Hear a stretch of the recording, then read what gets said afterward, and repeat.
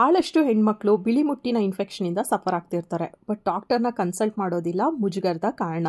So ಏನು normal, ಯಾವ್ದು infection ಇವತ್ತು ತಿಳ್ಕೊಳ್ಳೋಣ. ನಾರ್ಮಲ್ ವೆಜೈನಲ್ ಡಿಸ್ಚಾರ್ಜ್ ಈ ರೀತಿ ವೈಟಿಶ್ ಅಥವಾ ಕ್ಲಿಯರ್ ಫ್ಲೂಯಿಡ್ ಆಗಿರುತ್ತೆ. ನಿಮಗೆ ಏನು ಕಡ್ತ, ಇರಿಟೇಷನ್ ಮಾಡೋದಿಲ್ಲ, ಕೆಟ್ಟ ಸ್ಮೆಲ್ ಕೂಡ ಇರೋದಿಲ್ಲ. ನಿಮ್ಮ ಓವ್ಯುಲೇಷನ್ ಟೈಮಲ್ಲಿ ಹೀಗೆ ಕ್ಲಿಯರ್ ಫ್ಲೂಯಿಡ್ ಆಗಿ ಕಾಣುತ್ತೆ ಹಾಗೂ ಸ್ಟಿಕ್ಕಿಯಾಗಿ ಕೂಡ ಇರುತ್ತೆ. ನಿಮಗೇನಾದರೂ ಈಸ್ಟ್ ಕ್ಯಾಂಡಿಡಾ ಇನ್ಫೆಕ್ಷನ್ ಇದ್ದರೆ ಕರ್ಡಿ ವೈಟ್ ಡಿಸ್ಚಾರ್ಜ್ ಇರುತ್ತೆ, ತಿಕ್ಕಾಗಿರುತ್ತೆ, ತುಂಬಾ ಕಡ್ತಾ ಇರುತ್ತೆ. ಯೆಲ್ಲೋವಿಶ್ ಗ್ರೀನ್ ಫ್ರಾತಿ ಡಿಸ್ಚಾರ್ಜ್ ನಿಮಗಿದ್ರೆ, ವೆಜೈನಲ್ ಇರಿಟೇಷನ್ ಇದ್ದರೆ, ಕೆಟ್ಟ ಸ್ಮೆಲ್ ಇದ್ದರೆ ಅದು ಟ್ರೈಕೋಮೋನಿಯಾಸಿಸ್ ಇನ್ಫೆಕ್ಷನ್ ಆಗಿರುತ್ತೆ. ಲಾಸ್ಟ್ಲಿ ಪದೇ ಪದೇ ಬಿಳಿ ಮುಟ್ಟಿನ ಇನ್ಫೆಕ್ಷನ್ ಟ್ರೀಟ್ಮೆಂಟ್ ತೊಗೊಂಡ್ರು ರಿಕರ್ ಆಗ್ತಾ ಇದ್ರೆ ಅದು ಬ್ಯಾಕ್ಟೀರಿಯಲ್ ವೆಜೈನೋಸಿಸ್ ಇರ್ಬೋದು. ಗ್ರೇಯಿಶ್ ಕಲರ್ ಡಿಸ್ಚಾರ್ಜ್ ಇರುತ್ತೆ ಹಾಗೂ ಮುಖ್ಯವಾದ ಲಕ್ಷಣ ಫಿಶಿ ಸ್ಮೆಲ್ ಇರುತ್ತೆ ಅದರಲ್ಲಿ. ಈ ರೀತಿ ಬ್ರೌನಿಶ್ ಡಿಸ್ಚಾರ್ಜ್ ನಾರ್ಮಲ್ ಆಗಿ ಪೀರಿಯಡ್ಸ್ ಫಸ್ಟ್ ಡೇ ಅಥವಾ ಲಾಸ್ಟ್ ಡೇಸಲ್ಲಿ ಕಾಣಿಸ್ಬೋದು. ತಿಂಗಳು ಪೂರ್ತಿ ನಿಮ್ಗೆ ಆಗ್ತಿದೆ ಅಂದರೆ ಇನ್ಫೆಕ್ಷನ್ ಇರ್ಬೋದು. ಈ ಎಲ್ಲ ಲಕ್ಷಣಗಳು ಕೂಡ ನಿಮಗೆ ಇನ್ಫೆಕ್ಷನ್ ಇದ್ದರೆ ಇರೋ ಸಾಧ್ಯತೆ ಇದೆ.